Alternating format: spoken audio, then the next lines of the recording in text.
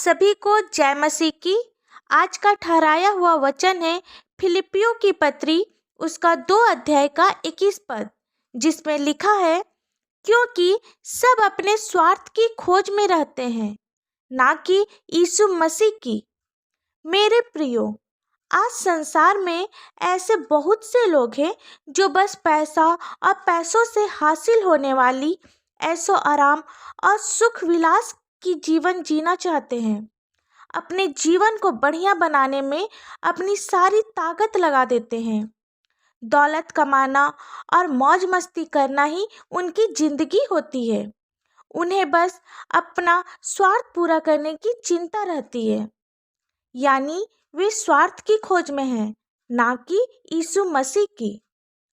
हम मसीह के पास कब जाते हैं, उन्हें कब खोजते हैं? जब हम परेशानी में रहते हैं, दुख में रहते हैं। ये हमारा स्वार्थ है कि हम दुख में परमेश्वर को याद करते हैं। रोमियो की पत्री उसका 3 अध्याय का 11 से 12 पद में लिखा है, कोई समझदार नहीं, कोई परमेश्वर का खोजने वाला नहीं। सब भटक गए हैं, सब के सब निकम्मे बन गए हैं। कोई भलाई करने वाला नहीं, एक भी नहीं। इस वचन में परमेश्वर कहते हैं कि एक भी व्यक्ति ने परमेश्वर की खोज नहीं की, यानी हम सब स्वार्थ की खोज में लगे हैं।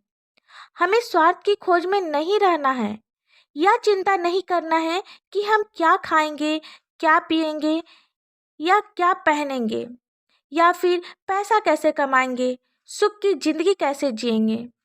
इस स्वार्थ की जिंदगी में परमेश्वर की एक चेतावनी है, जो हम बाइबल के एक दृष्टांत के माध्यम से समझेंगे।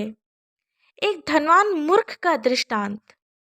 लूका रचित सुसमाचार उसका 12 अध्याय का 16 से 21 पद में लिखा है, उसने उनसे एक दृष्टांत कहा।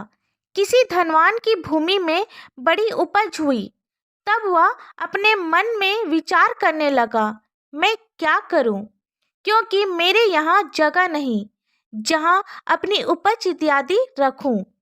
और उसने कहा, मैं यह करूँगा, मैं अपनी बखारियाँ तोड़कर उनसे बड़ी बनाऊंगा और वहाँ अपना सब अन्न और संपत्ति रखूंगा, और अपने प्राण से कहूँगा कि प्राण, तेरे पास बहुत वर्षों के लिए बहुत संपत्ति रखी है, चैन कर, खा पी, सुख से रह।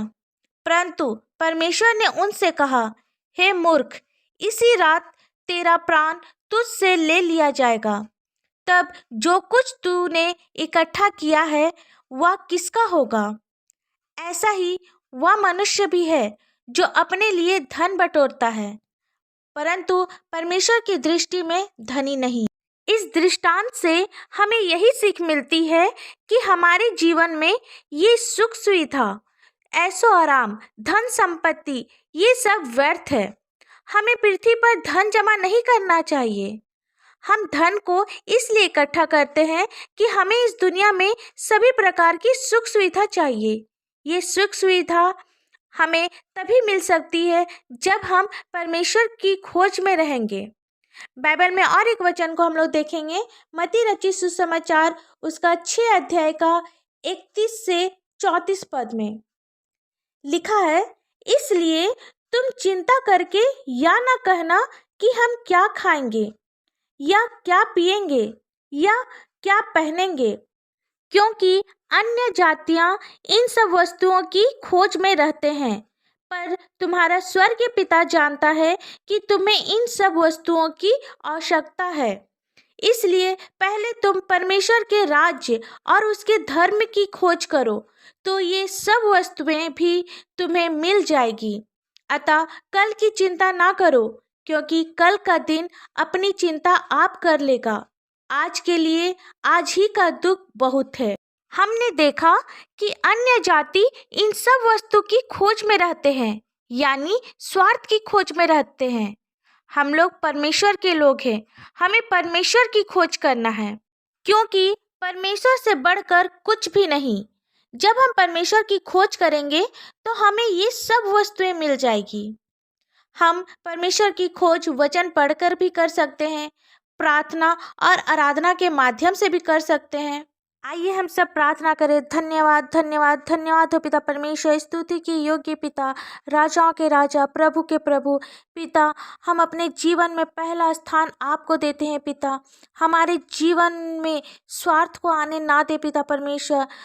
हमें हर प्रकार के लोभ से बचा पिता परमेश्वर। पिता, जितने भी लोग आपके वचन को पढ़ते हैं, सुनते हैं पिता, आप सभी को समझ और बुद्धि दे, ताकि सब कोई आपको पहचाने, आपकी खोज करे पिता परमेश्वर। पिता, जितने भी लोग बीमार हैं आप उसे चंगा कर, जितने भी लोग बेरोजगार हैं पिता आप उसे नौकरी दे पिता परमेश्वर। जिनका शादी अभी तक से नहीं हुआ है पिता परमेश्वर, आप उन्हें एक अच्छे से जीवन साथी दे पिता परमेश्वर।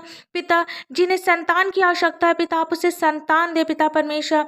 आप सभी की प्रार्थनाओं को सुनिए पिता परमेश्वर और उसका उत्तर दे पिता परमेश्वर। पिता, और आपसे हम लोग क्या मांगे, इस प्रार्थना को यीशु मसीह के पवित्र और मीठे नाम से मांगते हैं। दया से सुन और स्वर्ग राज पे ग्रहण कर।